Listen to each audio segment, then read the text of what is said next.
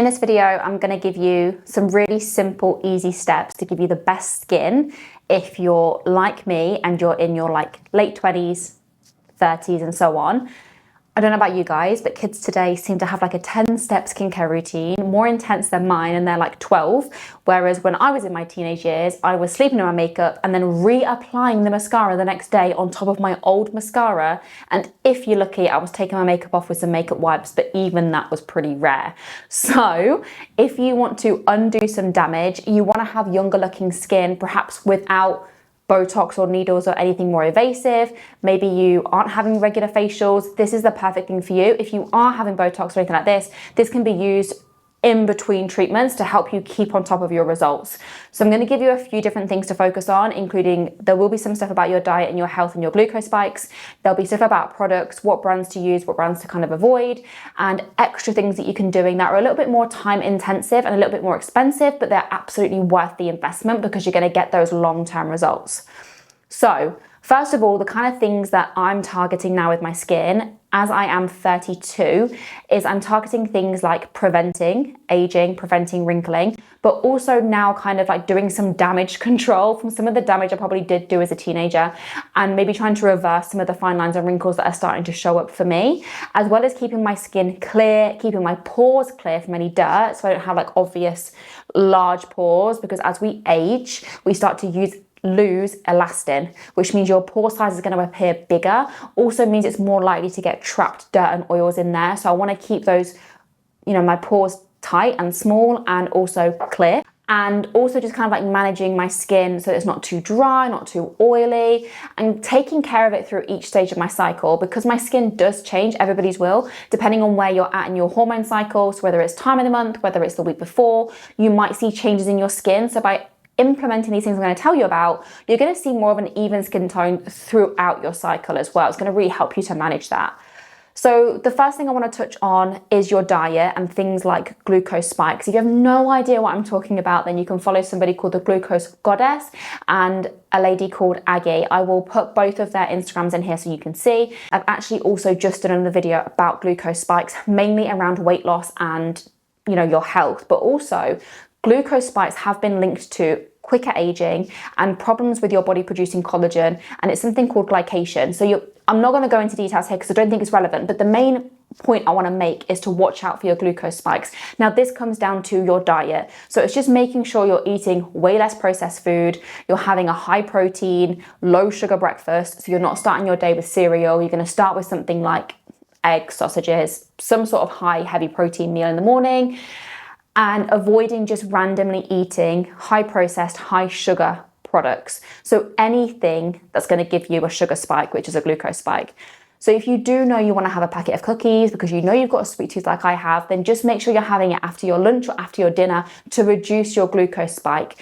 Honestly, just go and have a look at the Glucose Goddess. She's got so much information. Have a look at my other video if you're intrigued to know the details around it.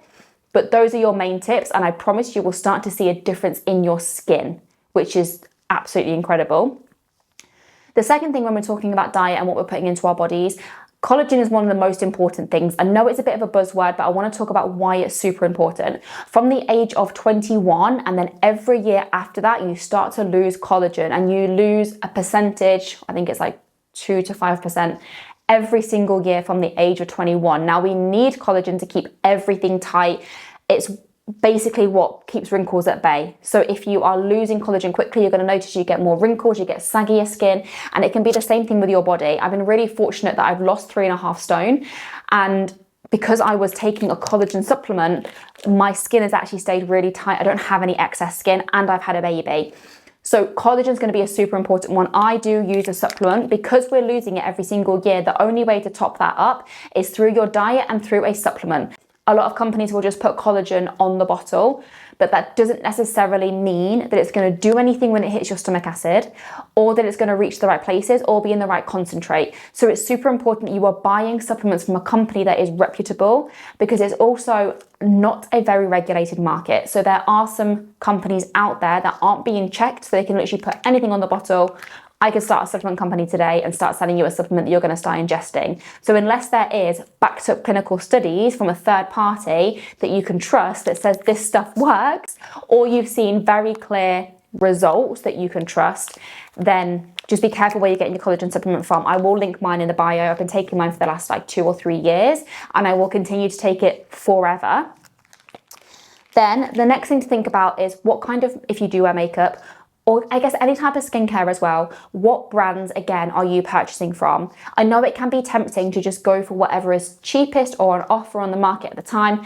However, a lot of brands, depending on the company, will put this much product in their foundation or moisturizer, whatever it is, and then they will top the rest up with fillers. And so the fillers are the stuff that have all the bad stuff, all the palm oils, that kind of thing, and they're gonna block your pores. So then, let's say I use Charlotte Tilbury because I trust the brand, I know the brand, I know it's a good product. Let's say you're using one that is a cheaper brand, it's full of fillers. You're then not removing it properly at night because you're just using a face wipe, or maybe you are using like a micellar water or something, but there is still some left in your pores. You're then sleeping in that every single evening because all that dirt, all that oil from the fillers is going to build up in your skin. And this could be why you're still getting blemishes. It could be why your skin is feeling dull and dry, dehydrated. Maybe it doesn't have that shine, that youthful look to it. It could be that it needs like a really good clear out. So get something like an exfoliating scrub, an AHA facial peel, something like the LumiSpa device, which I'll talk about in a moment, to give you like a more of a deep cleanse, but also really think about what kind of products are you putting on your skin. Please make sure you are doing your research and using something that you trust so that you know it's not filling up your skin with all this dirt and all this rubbish. Moving on from that, making sure you are really removing your makeup at night.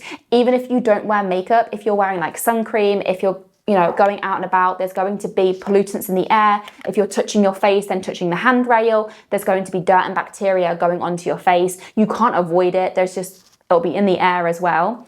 You want to make sure you're removing everything properly from within your pores. And I have found by adding a device into my skincare, I get a much deeper clean.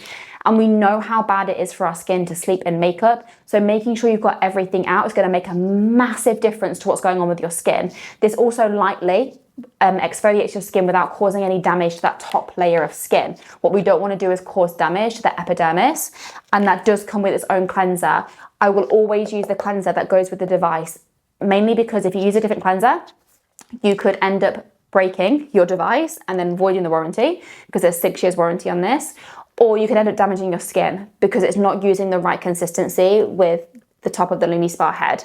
And then just make sure you replace your LumiSpa head like every 3 to 6 months. It comes off, you just get a new head, just because the silicone does wear down a bit, like tread on your tires on your car. So just make sure you're replacing that to get the best possible result for your skin. But you will notice a massive difference. So you get a light exfoliation, it's anti-aging, it stimulates collagen production. So the collagen that you do have in your skin is going to stimulate more of that production. So you're going to look younger, have brighter, glowier skin, and it's going to be much cleaner. And so you're going to avoid getting any more wrinkles, blemishes, things like that.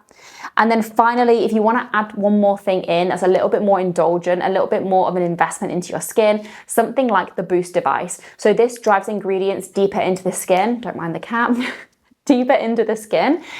And it gives you a glowier complexion, makes you look more radiant. And it, again, is going to tone and tighten and lift. And because it's driving it deeper, right into the epidermis, is where it does all of the hard work. This is the product that you want for more of like a lift, tone and tighten. So this is really good for maybe undoing any damage that you might have at the moment, for trying to reverse some of those signs of aging. If you're starting to see fine lines and wrinkles, this is the thing that you need. Again, any like age spots or any pigmentation, that's really going to help as well. And then finally, just looking at things like your sleep, your stress levels is really going to help. So just having like a really nice evening routine, turning off your blue light. So I have it set so that my yellow light comes on, because blue light from your phone can damage your skin a bit, like when you're out in the sun. So having a nice relaxing bedtime routine, make sure you don't have screen time for an hour before you go to bed. Try listening to a subliminal, try listening to a sleep meditation as you fall asleep. Have an eye mask on so you're reducing any light coming into your eyes, because it tells your body it's time to rest. Have a deeper rest. And again, you're going to find better results in your skin, which is just so crazy to me.